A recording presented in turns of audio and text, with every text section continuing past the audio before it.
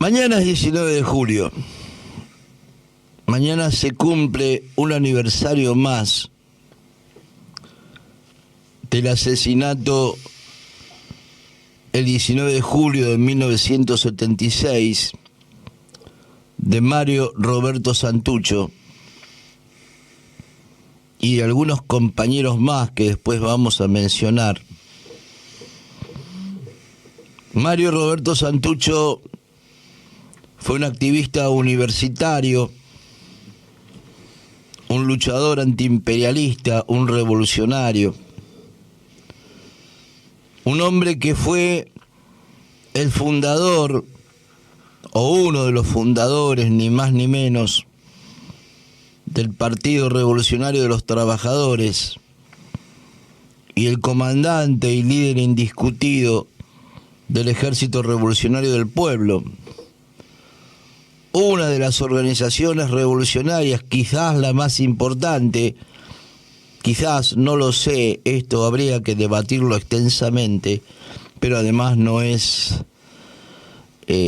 para andar pensando quién era más o quién era menos, ¿no? Santucho fue un ejemplo de moral revolucionaria,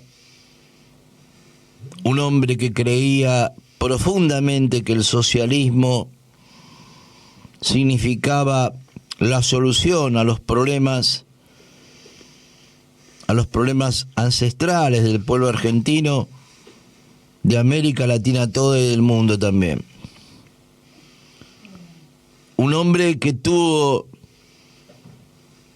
entre otras cosas, además de claridad política, una moral revolucionaria.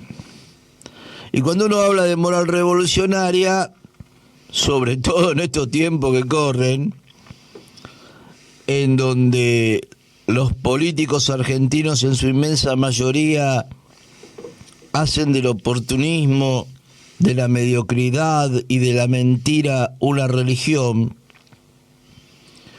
hablar de moral revolucionaria en este momento puede parecer anacrónico, ¿no? Hasta una locura. Uno dice, bueno, pero ¿qué nos estás planteando? ¿La fidelidad a los principios? ¿El no traicionar? ¿No? El no anteponer lo personal a lo colectivo, la solidaridad con el pueblo, todas esas cosas son cosas pasadas de moda, eso no corre más. Ahora lo que corre es a quién me tengo que arrimar para que me vaya bien y todas esas cosas. Bueno, Santucho era todo lo contrario de eso, ¿no? Mario Roberto Santucho inspiró su vida, sobre todo la vida de sus últimos años, en aquel ejemplo maravilloso que nos diera el comandante Ernesto Guevara. Y dio su vida como dan la vida a los revolucionarios de este país, peleando mano a mano contra una dictadura recién nacida que se llevó la vida de 30.000 hombres y mujeres. Aquel día, una patota comandada por un capitán, un tal Juan Carlos Leonetti, entró en esa casa a los tiros y mató un grupo de compañeros y se llevó detenidas a 2 compañeras, con todo lo que ello supone. Detenidas no, miento, secuestradas a los campos de concentración. Leonetti murió alcanzado por las balas de los compañeros. Y las últimas informaciones que tenemos es que Santucho, que tenía 11 balazos en el cuerpo, no murió ahí, sino que fue llevado con vida. Y después no se sabe qué pasó, no se sabe si murió en el camino, si murió en el campo de concentración, eso lo ignoramos. Pero el hecho es que Mario Roberto Santucho murió como vivió, peleando, sin rendirse. Y queremos humildemente desde este lugar reivindicar su ejemplo y el ejemplo de los compañeros que más allá de cualquier tipo de diferencia política, metodológica o de lo que sea, eran grandes revolucionarios y revolucionarias y encarnaban lo mejor de la sociedad argentina. Indudablemente, lo mejor. Y aspiraron a construir una sociedad, un país, que es el mismo país al que aspiramos a construir nosotros. Después podemos ajustar detalles, tuerquitas, pero el camino es siempre el mismo. Y estamos con Ramón, que es un compañero del PRT hoy, y de ayer también dice, bueno, no sabemos a cuánto se refiere ayer, porque lo vemos como un hombre bastante joven dentro de todo, dice que tiene ¿cuánto? No sé, no, 65, 70, no sé, algo me está haciendo señas, pero no entiendo nada. Pero así que, bueno, no sé. Vamos a hablar con Ramón para que nos cuente un poco cómo es este recordar hoy a Santucho y cómo es recordarlo desde el PRT de hoy, ¿no? Y qué es el PRT de hoy. La palabra es toda tuya, Ramón, bienvenido al Paso Cambiado. Bueno, Claudio, muy bellas tus palabras en relación a Santucho. Quiero aclarar esta confusión, tengo 67, entré a militar en el PRT en 1974.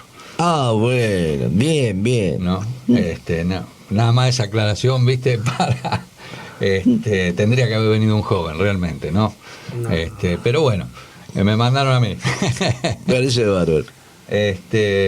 No, es interesante, ¿no? Hablar de Santucho, ¿no? Es hablar de su obra también, ¿no? De su pensamiento, palabra y acción, ¿no? Esa fue la coherencia más importante que tuvo y una fidelidad muy grande a la revolución socialista.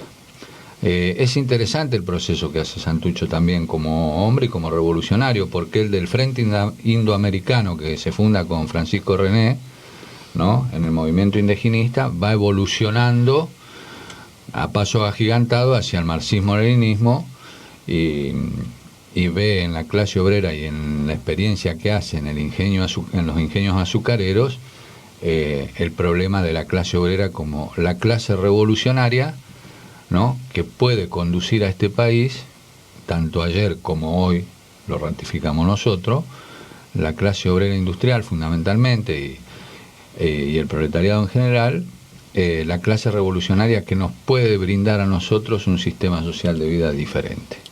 ¿Sobre qué base material, ¿no? Así como la burguesía gestó el capitalismo, una nueva sociedad que es aparte una necesidad urgente, ya no es una aspiración, un ideal, sino que pasa a ser para la humanidad toda una necesidad urgente. Nos queda o la revolución o el apocalipsis en este planeta, como vemos que vienen desarrollándose los monopolios a nivel planetario, ¿no? ¿Por qué decís esto? ¿Por qué el apocalipsis? Digo, si no hay un cambio de sistema de vida, lo que venimos conociendo del capitalismo es cada vez más decadencia, cada vez más destrucción, cada vez más miseria, más pobreza, ¿no?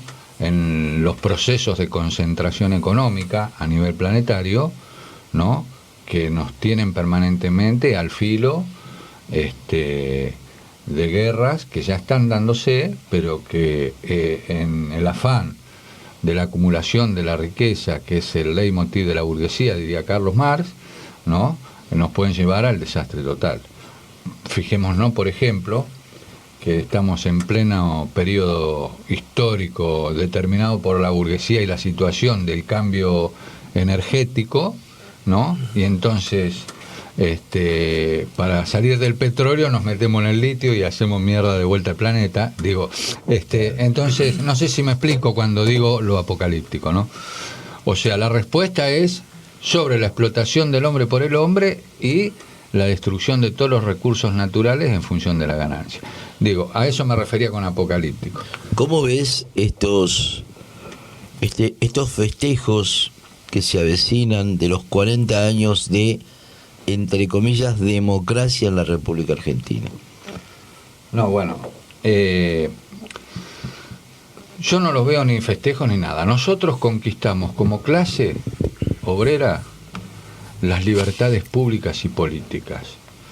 Y lo capitalizó la burguesía a través de la democracia burguesa. Entonces nosotros no festejamos 40 años de democracia. Seguimos luchando para sostener y conquistar cada vez más las libertades públicas y políticas de la clase obrera y del pueblo.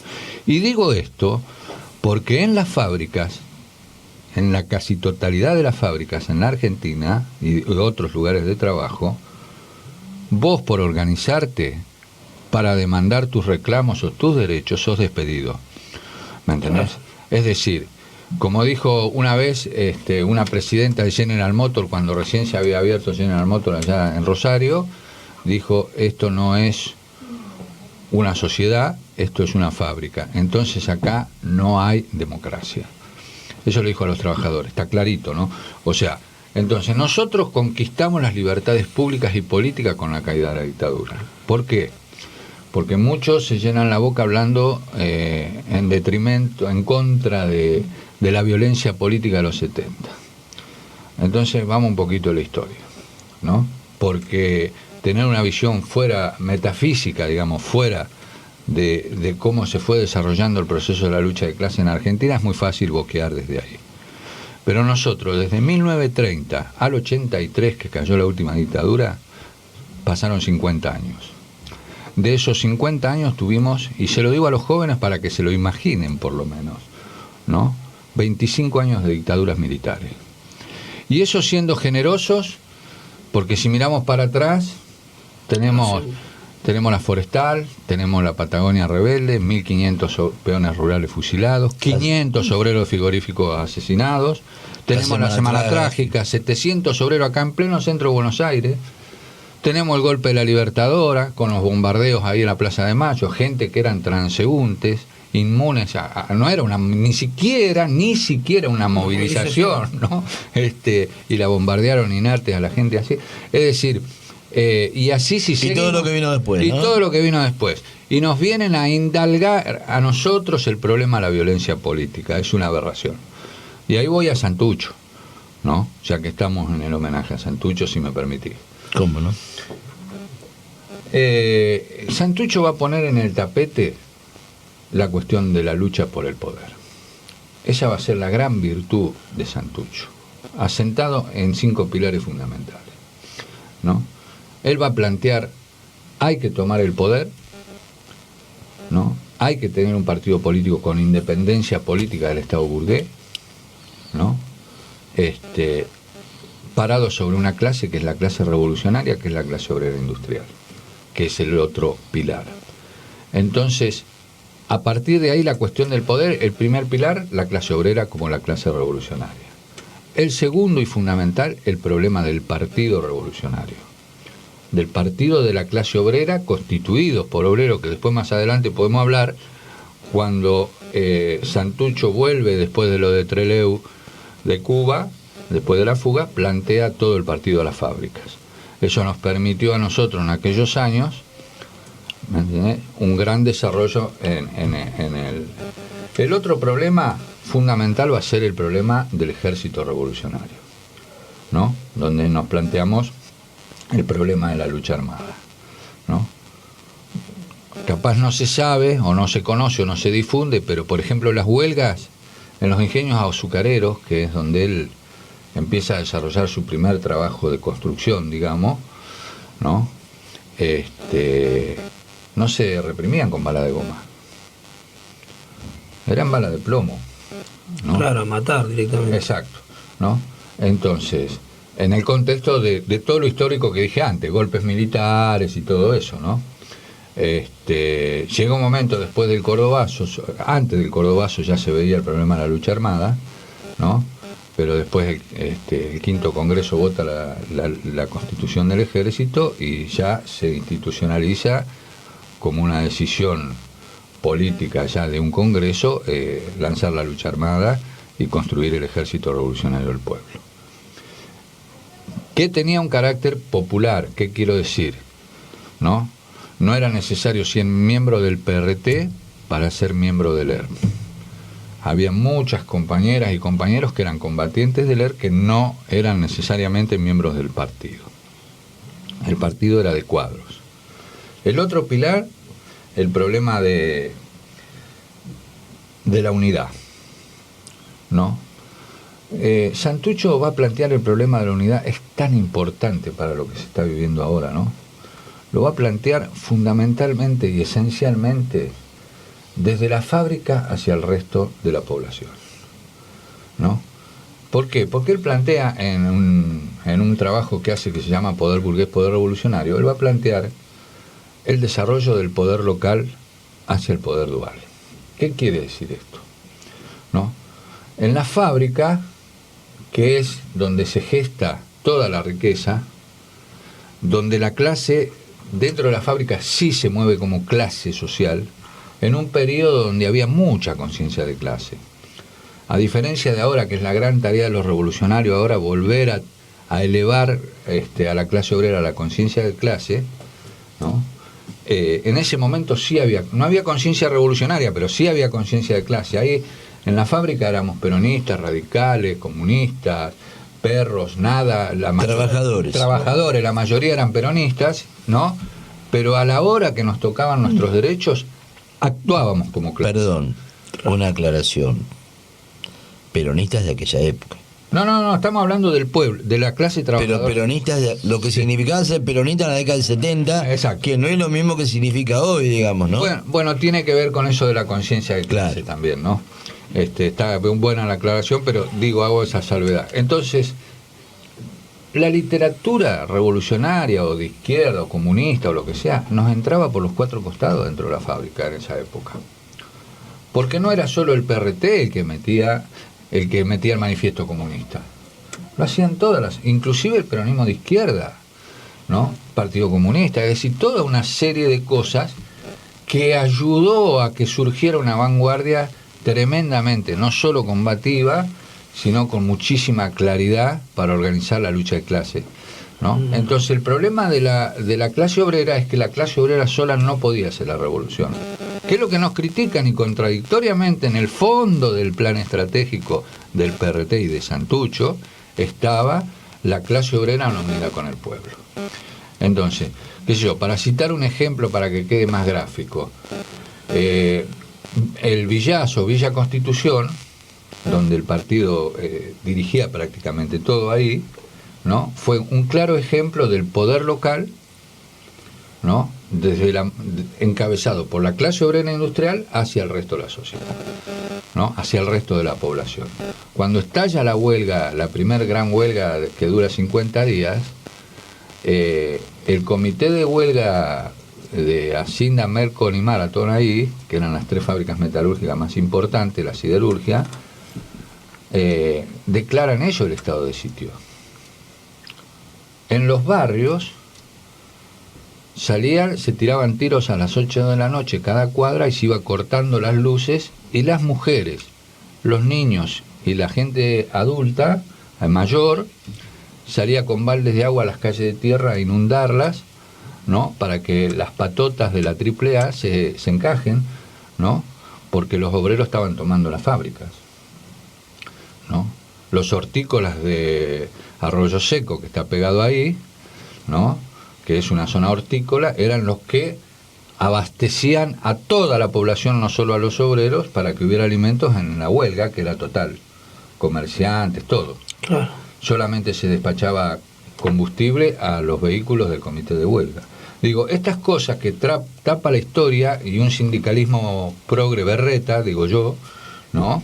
Este fue el fondo de la lucha por el poder, ¿no? De lo que llamábamos nosotros el poder local, ¿no? Estamos hablando de una experiencia que para nosotros es el ensayo de la revolución que se viene. Yo te quisiera correr un segundo de esta historia que me parece apasionante y volver un poco a Santucho. Sí.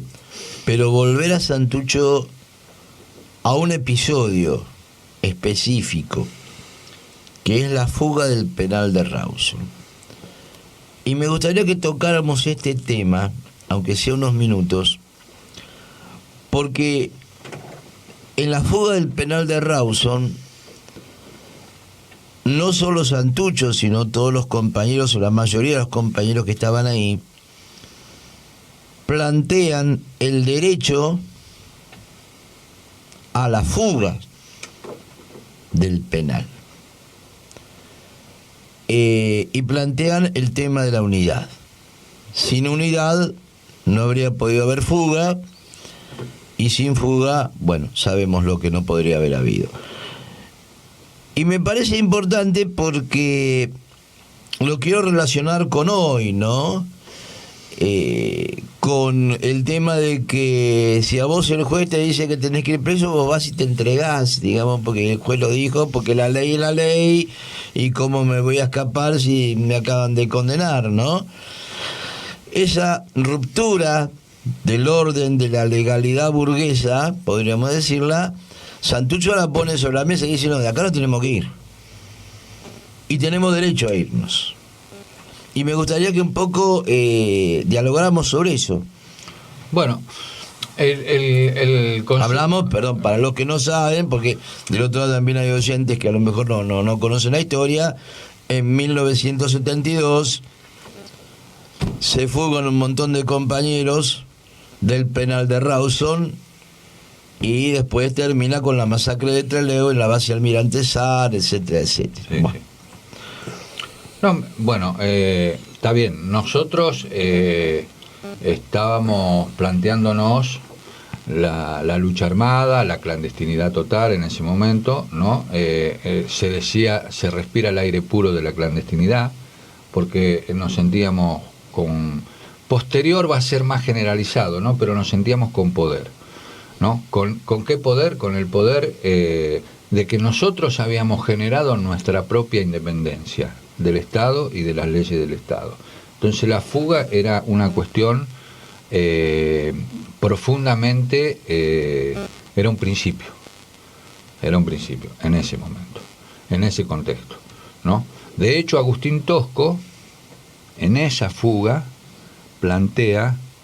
se reúne con Santucho y le plantea: yo no voy a salir en esta fuga que tiene un carácter militar, que me parece correcta, que ustedes lo hagan porque si no, no salen más de acá, pero a mí me van a sacar las masas, plantea Tosco, que era un dirigente de masa. Y quiero aclarar que Tosco, a la organización más cercana que estuvo, además la custodia nuestra era de él, la custodia de él era nuestra, perdón, era con nosotros Tosco, pero él planteó ese matiz, no en relación a fugarse, sino en relación a que él se fugara, ¿no? Para nosotros la fuga era un principio, ¿no? Porque estábamos conspirando, realmente estábamos conspirando contra el capitalismo, ¿no? No solo eso, sino que existía la persecución total, ¿no? No solo al partido, guarda, ¿no? Había golpes militares y tenía redadas a comunistas, redadas a esto, redadas a aquello, iban en cana, los cagaban a palo, es decir, perdonando la expresión, esa era la vida. Cuando hablamos de dictadura estamos hablando de eso, sí, ¿no? Obviamente. 25 años, ¿no? No un día. No un día. ¿Y qué esperaban, como decimos a veces nosotros? Después del golpe de Onganía, con todo lo que ya veníamos viviendo y todo eso, ¿qué esperaba? ¿Petróleo la burguesía? Que el pueblo o sectores de los trabajadores, ¿no?, con ambiciones a vivir en un país libre, no íbamos a reaccionar ante la violencia de arriba. Eso fue la violencia. Vivíamos una extremada violencia política de arriba, que naturalmente, científicamente, por más que saquémosle los nombres a las organizaciones, analicemos, hagamos una extracción, naturalmente va a tener una respuesta violenta. Eso es básico, ¿no? Digo, para que nosotros no generamos la violencia, nosotros somos producto de la violencia política. ¿Qué comparación podés hacer, si es que cabe hacer alguna, entre aquella violencia de la década del 60-70 por parte de las clases dominantes y la violencia que se ejerce hoy, caso Jujuy, caso Chaco, etcétera? Primero, es muy buena la pregunta, muy buena, porque tiene otro condimento acá que yo le quiero agregar. Nosotros en aquella época vivíamos la violencia política como sociedad, pero no vivíamos la violencia social, ¿no? Hoy estamos impregnados de una masiva violencia social, ¿no? Producto de las calamidades y de la decadencia de este sistema social de vida, ¿no? Ahora, a eso le han sumado para un sector, porque el problema de los militares también, ¿no? Tenían una pequeña burguesía muy reaccionaria que era el consenso, el apoyo que tenían, digamos, para los golpes y todo eso que hicieron, ¿no? Tenían un consenso mínimo, pero sí, tenían un consenso de masa, no nos mintamos, ¿no? Claro.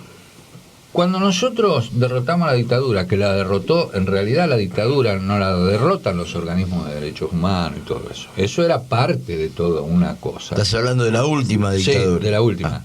La última dictadura la derrota la impresionante resistencia de la clase obrera industrial, que le minó de huelgas, que estaban atomizadas esas huelgas, no había un hilo que las unificara, que las va a unificar, primero creo que fue un paro de la fraternidad y después de Luz y Fuerza, donde todo el mundo se va a plegar a eso, ¿no? Porque encuentran algo que unifica esa cantidad de luchas que había en contra del plan de Martínez de Oz, ¿no? Eso es lo que derrota a la dictadura.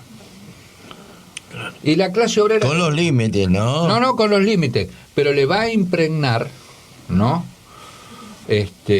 Un desnudamiento total y acabado, digamos, al genocidio cuando cae la dictadura, porque viene el sello de la clase obrera, que todavía tenía conciencia de clase y había impregnado al resto de la sociedad de eso, ¿no?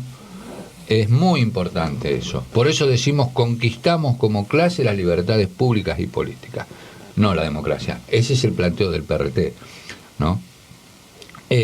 Lo que pasa ahora, que a toda esta violencia social, que sería un tema aparte, larguísimo, complejo, pero que nosotros no lo vivíamos en aquella época y hoy es lo que reina, la violencia social, hay sectores que en su afán de las disputas de ver quién administra los negocios de los monopolios, ¿no? Han generado un discurso en contraposición a un discurso neoprogresista o pseudoprogresista, un discurso neofascista o derechista, por decirlo de alguna forma. Entonces ese juego encaja en una disputa política, ¿no?, que le empieza a ser ajeno a las masas, pero que hay un sector de la pequeña burguesía que ha mordido, ¿no?, que ha mordido. Entonces, lo de Morales, por ejemplo, trasciende al problema de la represión en sí. Porque yo le digo a muchos, nosotros le planteamos a muchas compañeras y compañeros, ojo, no hay que generar el discurso de la derrota con el tema de la represión. Nosotros teníamos 15 muertos por día, compañeros, en los 70, ¿no? En Jujuy hay represión, es verdad, hay toda una situación, pero en el marco, con el freno de la debilidad política de la burguesía. ¿Por qué? Nosotros no tenemos un muerto hasta hoy, afortunadamente, en Jujuy, ¿no? No han llegado a esa desesperación. Antes de llegar a esa desesperación, Morales va a entregar la Constitución de vuelta. Digo, pero no ha llegado. ¿Vos pensás que esto es calculado? No digo. Porque esto acá hay gente con la cabeza abierta, chicos sin un ojo, es decir, te corres 5 centímetros y lo matás. No estoy negando que hay represión. A ver, que me explique yo. Yo lo que estoy diciendo es, la burguesía monopólica transnacional, que es la que manda en los estados-nación absolutamente en todo el planeta, ¿no? En Argentina se está disputando el litio en la zona esa, ¿no? Ahora, necesitan un marco jurídico y legal que la vieja Constitución no les sirve para poder avanzar en esos negocios. Esa es la raíz de fondo del cambio de la reforma. Exacto. Ahora eso, ante la reacción y la enérgica y tenaz lucha del pueblo jujeño, ¿no?, lógicamente salen con la represión, ¿no? Pero no salen, salen con una represión montada, por un lado, para que se haga ver que es una disputa entre el gobierno nacional y la oposición parlamentaria, digamos, de derecha, como le dicen, ¿no? Pero es hasta ahí, ¿no? Ahora, expliquémonos el silencio de los medios. Yo se lo digo a C5N en la cara, ¿me entendés? C5N salió a hablar de Jujuy después de lo que pasó en el día de la reforma, que hubo esa represión. Pero todos sabemos muy bien, los que conocemos y militamos en política, ¿no?, que la lucha del pueblo jujeño empezó 2 meses antes. ¿Me entendés? No. Entonces eso es una forma de mentir también, ¿no?, de ideologizar. Y ahora nos meten el problema de la represión. Nosotros levantamos la lucha del pueblo jujeño con todas las manos, ¿no? Más allá, esto recién empieza, y gobierno nacional que asuma, que vaya sabiendo que si esto es un ensayo, ya nacieron heridos. Nació herido Larreta, nació herida Burri, nace herido Massa. El que suba nace herido, porque esta es la respuesta que van a tener nacional el levantamiento de los pueblos. Después vemos los resultados, bueno, es otro problema. ¿Está el proyecto revolucionario o no está inserto en todo eso? No, no está. Entonces no veamos No veamos esto como la batalla principal o final, ¿no? Acá empezó la batalla, Claro. ¿no? Entonces, por eso pareciera ser que uno desconoce el pibe que perdió un ojo, o los compañeros detenidos o cagados a palos. No desconocemos eso, ¿no? Pero que eso no nos pierda el eje central: fortalecer la organización de la lucha de clase, ¿no? Entonces, hay que denunciar la represión, ¿no? Hay que hacerle movilizaciones por todos lados para que liberen a los compañeros, hay que hacerlo desde ya, pero tengamos claro el norte. La burguesía ya tiene una legislación, un marco jurídico y constitucional que le es retrógrada para sus intereses, ¿no? Entonces, fijémonos nosotros, todas las reformas que se hacen, incluso en el terreno, fundamentalmente, en el terreno laboral, es para quitar derechos, no es para dar derechos. Es muy clarito, no le sirve. Te hago una pregunta. Vos hablaste de la clase obrera, del trabajo en las fábricas, de la clase obrera como sujeto histórico revolucionario, como conductor de la revolución, y al mismo tiempo mencionaste el alto grado de conciencia de clase que había en la década del 60 y 70 y el bajo concepto de clase que hay hoy. Sí. Al mismo tiempo, yo creo que, esta es una opinión absolutamente mía, ese rol de dirección de la clase obrera en las últimas décadas, sobre todo en los últimos 20 años, lo ha venido supliendo el movimiento piquetero por un lado, los docentes por otro lado, etcétera. ¿Cómo ves ese resurgir de la conciencia de clase en la clase obrera, a la que vos mismo decís que cuesta llegar, que no tiene conciencia? Porque ¿cuántas décadas tenemos que esperar para que la clase obrera argentina despierte? ¿O va a despertar de golpe al calor del rebrote de estas luchas populares, de estas rebeliones populares, de estas puebladas, etcétera? ¿Cuál sería? ¿Hay algún agujero de gusano, podríamos decir, por el cual nos podremos meter para que despierte esa conciencia de clase? ¿O es un trabajo de acá a 20 años y algún día se dará? Mira, yo no sé cómo pensarás vos, pero tus preguntas son de un periodista revolucionario. Porque claro, está buena la pregunta, es excelente porque va a la esencia de los problemas que tenemos. No solo Argentina, estamos hablando ya del mundo. Mira, me voy a extender un poquito, discúlpame. Por favor. Nosotros, con la caída del campo socialista, se da simultáneamente, estalla la revolución tecnológica en el mundo, ¿no? Eso nos colocó a nosotros, la revolución tecnológica como clase obrera nos colocó a la defensiva. Atrás de un puesto de trabajo había 1000 trabajadores, Y como diría Marx, si el obrero, al ser una mercancía, también va a competir a los codazos con su otra mercancía que tiene al lado, que es su competencia, que es otro obrero. Es decir, colocó a la clase obrera a la defensiva. Sobre ese caballo y la caída del campo socialista, aparece el fin de las ideologías. Aparecen las teorías del socialismo siglo XXI. Que la clase obrera dejó de ser la clase revolucionaria. En fin, todo el que más o menos está metido en el ambiente sabe que eso pasó y lanzan una ofensiva. El fin de la lucha de clases. El fin de la lucha de clases, en fin. ¿Dónde se prendieron? No voy a dar nombres porque no vine con ánimo de pelear hoy. Caravana de pseudo revolucionarios o izquierdosos o teóricos de no sé dónde, ¿me entendés? ¿No? Qué sé yo, nosotros no vamos a ponernos en francotiradores, ¿me entendés? De que en Venezuela se violan o no se violan los derechos humanos, pero no es nuestra. Pero sí es verdad que no existe el socialismo si no se tocan las relaciones de producción capitalista. Bueno, yo en ese sentido me estaba acordando, si vos me permitís, un reportaje que le hicieron a Hugo Chávez en su momento, en donde él decía que tenía dos referentes históricos, uno era el Che y el otro Juan Domingo Perón. Bueno,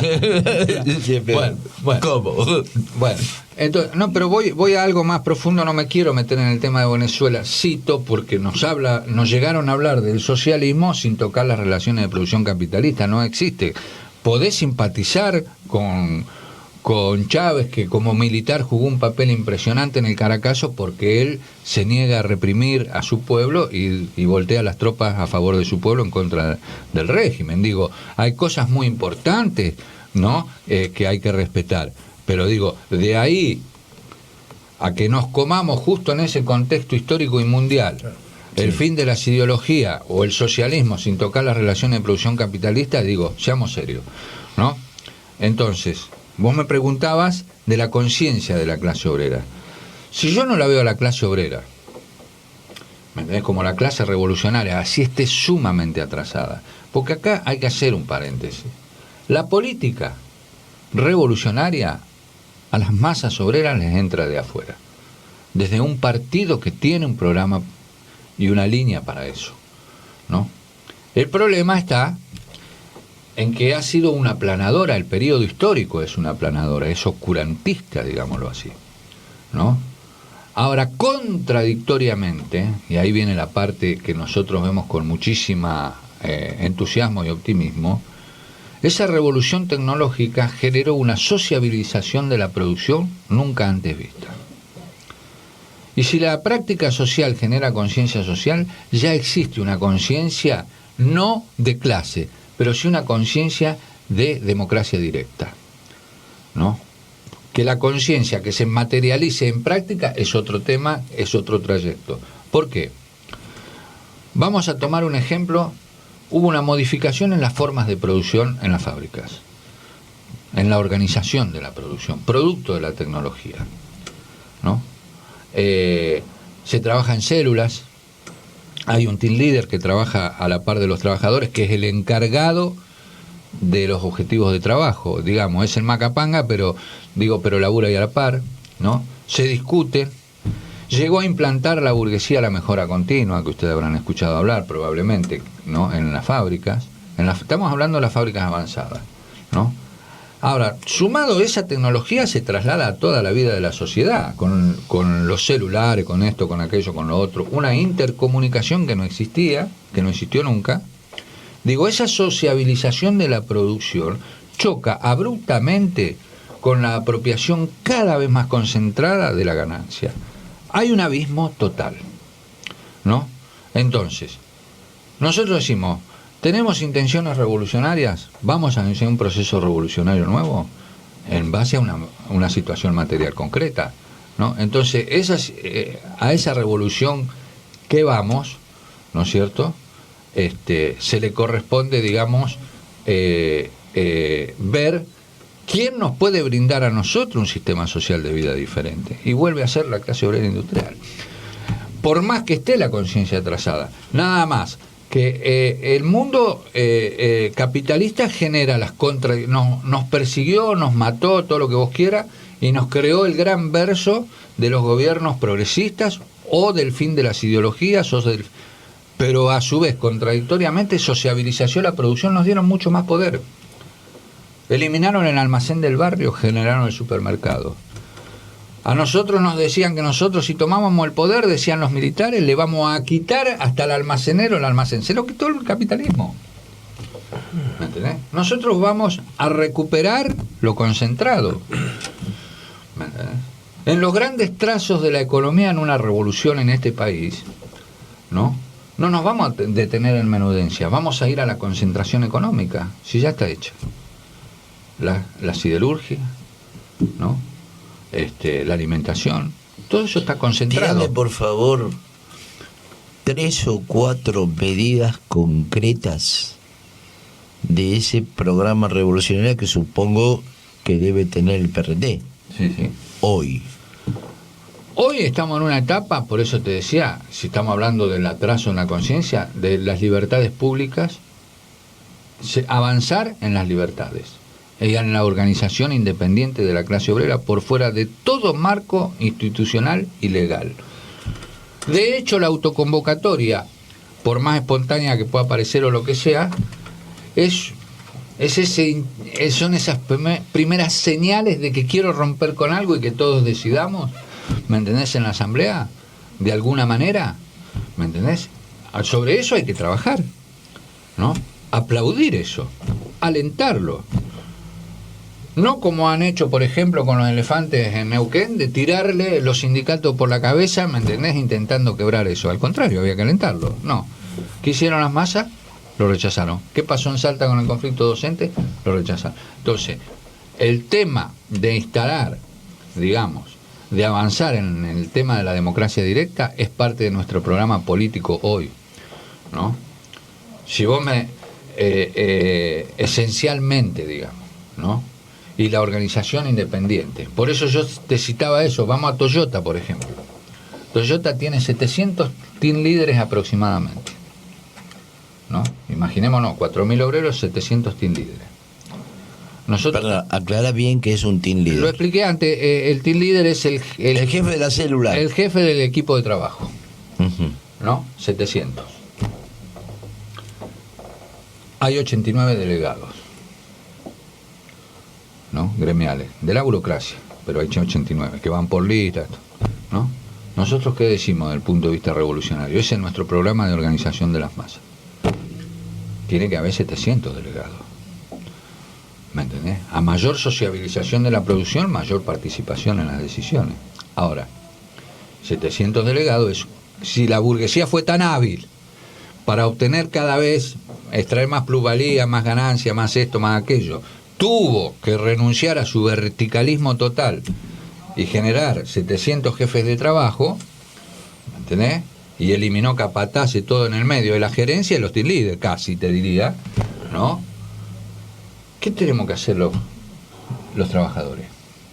700 team leaders. Entonces yo elijo de 15 trabajadores de un equipo de trabajo, de 7 a 30 más o menos son los grupos de trabajo.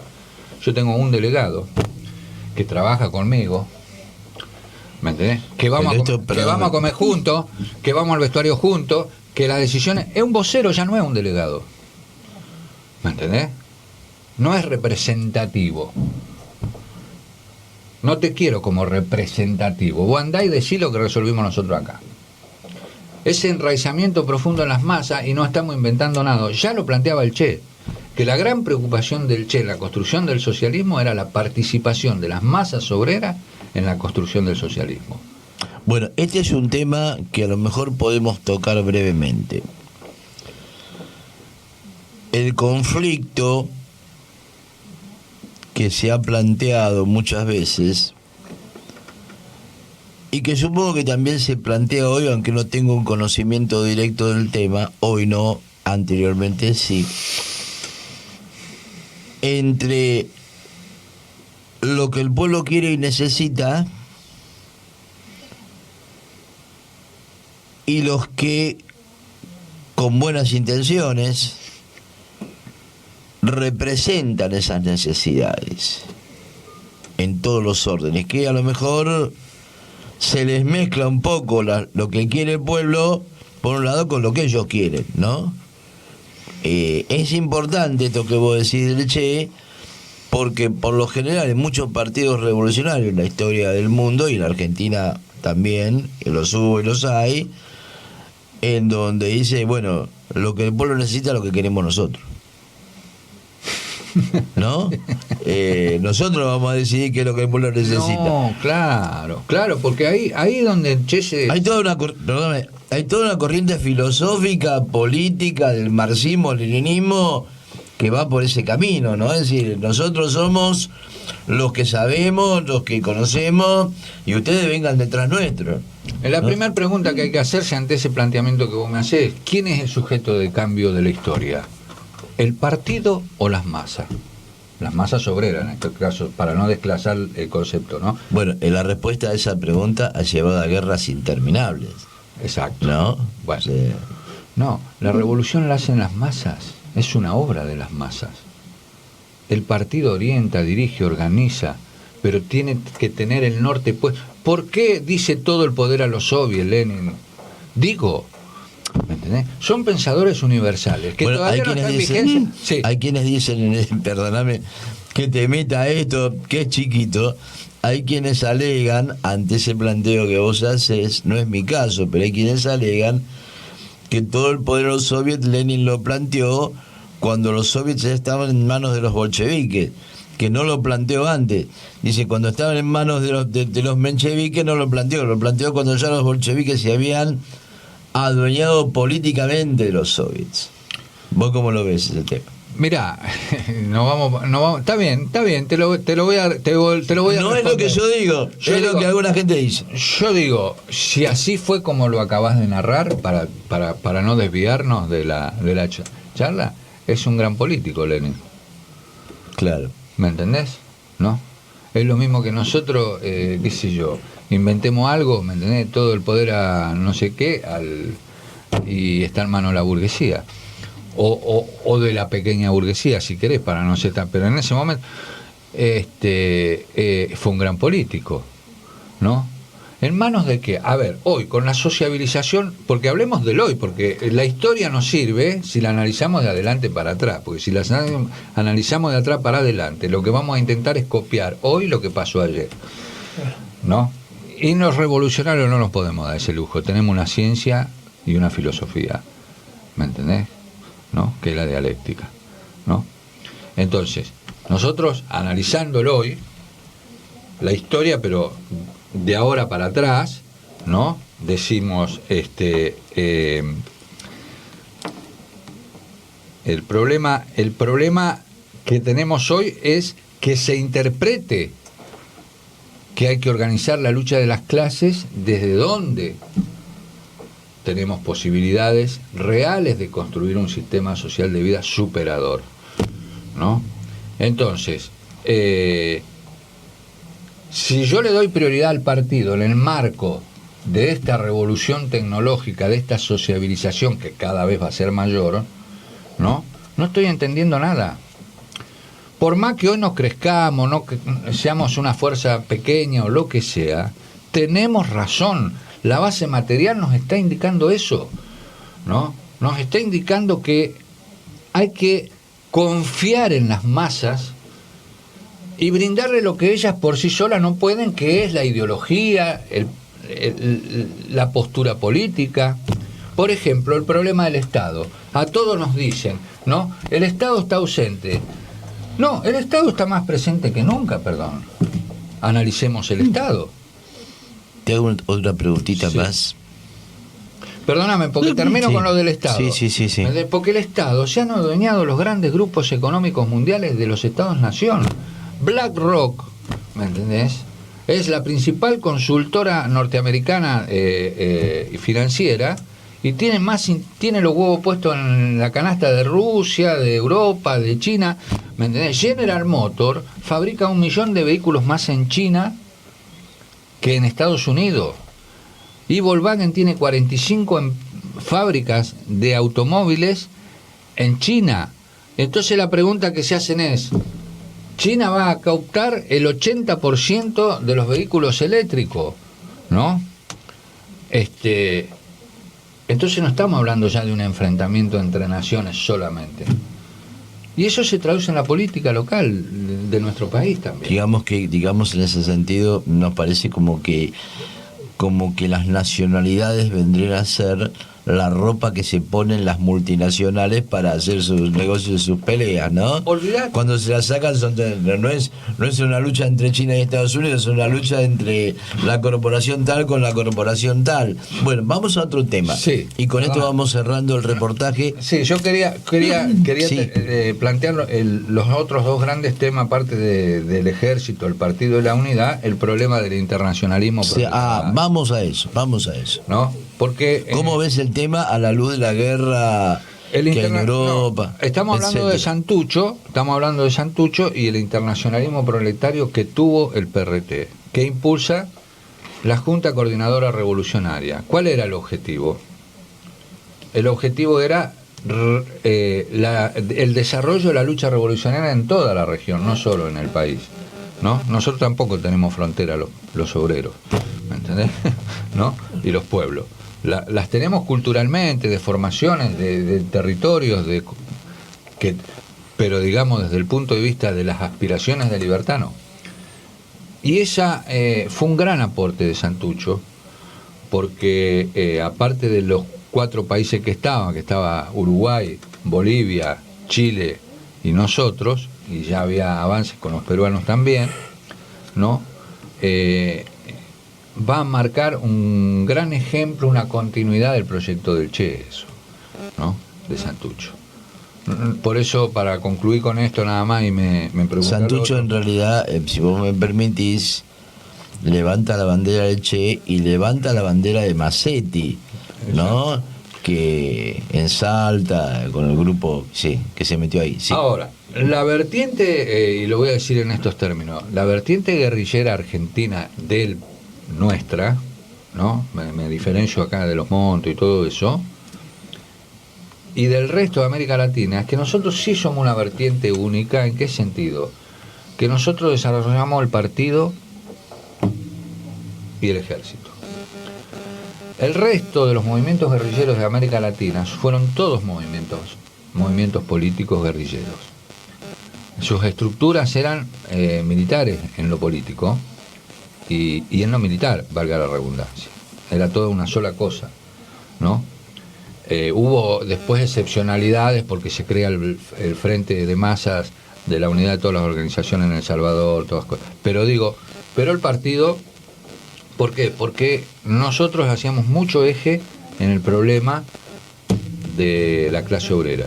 De hecho, el MIR estaba intentando avanzar en un proceso de construir el partido, ¿no? Digo, para aportar lo de Santucho en el tema del internacionalismo también, ¿no? Bien. Pregunta. Viste que los políticos, fundamentalmente Unión por la Patria, Cristina Fernández, Alberto Fernández, fundamentalmente ellos, hablan del odio, ¿no? Y te dicen, por ejemplo, que el odio es malo, que no hay que odiar. Entonces, por un lado te dicen, Juntos por el Cambio es una porquería, la derecha es maldita, es genocida, es asesina, es ladrona, ¿no? Es hambreadora. Por el otro lado te dicen, no hay que odiar. Entonces, claro, es un mensaje como un poco contradictorio, ¿no? La pregunta es, y es una pregunta, bueno, en realidad es una afirmación y una pregunta al mismo tiempo, ¿no? ¿El odio siempre es malo? Ay, el odio, bueno, depende de dónde. A ver, aclararos un poquito. Y el odio de clase, de las clases oprimidas, explotadas. ¿Los pueblos tienen derecho a odiar? Por supuesto, a odiar las injusticias, a odiar a sus opresores, ¿no? Digo, si no experimentamos el odio alguna vez en nuestra vida, evidentemente tampoco nos tocó experimentar alguna vez, aunque sea de un animalito, el amor. ¿no? Nosotros, los revolucionarios, no vemos mal el odio de los pueblos, es una consecuencia de toda, de la superexplotación, de la opresión, de la mentira, del robo, del saqueo que le hacen a un pueblo. Entonces eso genera odio, claro que genera odio. ¿Quién se atreve a cuestionar ese odio? La burguesía. Bueno, ¿no? ¿Por qué odian a los pueblos ellos? Ahí está la diferencia.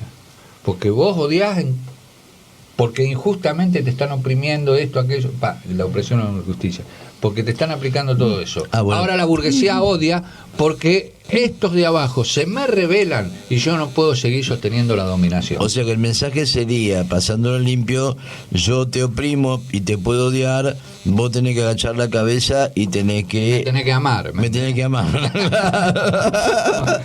Es ridículo, ¿no? Desde donde se lo mire. Pero está bueno aclararlo, porque ellos no siembran con esas cosas permanentemente. Nosotros creemos en el odio de clase. Es así, y lo digo en la radio, y si mañana tengo que ir con Feynman, se lo digo en la cara, ¿me entendés? ¿No?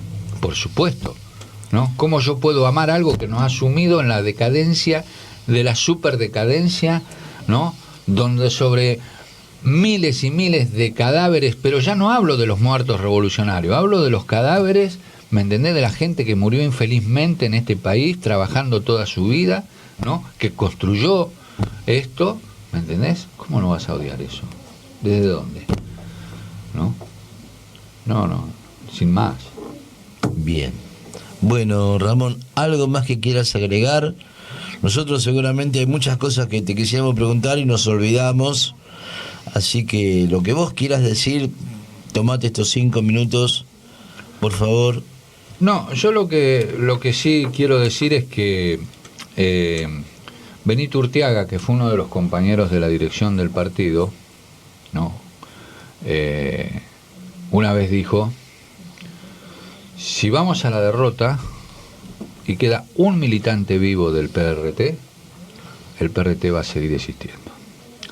Entonces, nosotros, y lo voy a decir como me dijo un comunista español una vez, un amigo, los de la puta base nos pusimos al hombro y nos estamos haciendo cargo de reconstruir y de construir el PRT en el seno de la clase obrera, ¿no? Entonces, no es un problema de apropiación, como de la historia, del nombre del PRT ni nada. Es un problema de responsabilidad. Alguien se tiene que hacer cargo, ¿no? Y la mejor autocrítica, ¿no?, que podemos hacer, ¿no?, es ver los aciertos hacia la revolución que podemos cometer hoy, cometer aciertos en beneficio, tomando la experiencia histórica de nuestra organización, fundamentalmente en su virtuosismo ideológico, ¿no?, en su conducta moral, la austeridad del partido, ¿me entendés?, ¿no?, priorizando siempre los intereses de las masas, ¿no?, por más errores o aciertos que hayamos cometido, pero ese era el eje central de nuestra moral como militantes de base que nos transmitió Santucho y toda una serie de dirigentes, pero él era eso, ¿me entendés?, tenía una humildad, ¿no?, era un dirigente con una firmeza. Es una pena que lo hayamos perdido porque desgraciadamente nuestro partido nace en una ofensiva de masas, ¿no? Entonces, si analizamos en la historia, es muy corto el periodo, ¿no?, del 65 al 76, 77, que no, es muy corto el periodo. No nos dio tiempo a formarnos como cuadros que pudiéramos ser el verdadero soporte de esos cuadros dirigentes tan extraordinarios que se lo merecían nuestro pueblo, ¿no? Pero lamentablemente nos golpearon. Bueno, muchísimas gracias, Ramón. Gracias a los compañeros del PRT por estar acá. Y te vamos a volver a invitar porque hay muchos temas que quedaron en el camino. Aparte, como todos sabemos, la lucha de nuestro pueblo es dinámica, así que seguramente surgirán nuevas cosas. Nos queda pendiente una charla sobre el tema internacional. Yo sé que ustedes tienen mucha información, no solo de la guerra entre la OTAN y Rusia, sino de los conflictos a nivel internacional, del movimiento de masas, de la clase obrera en otros países del mundo, cosa que es muy interesante. Así que seguramente te vamos a invitar a vos o al compañero o la compañera que ustedes designen, ¿eh? Perfecto. Muchísimas gracias por venir. Gracias a ustedes. Y las puertas del Paso Cambiado siempre van a estar abiertas para ustedes. Genial.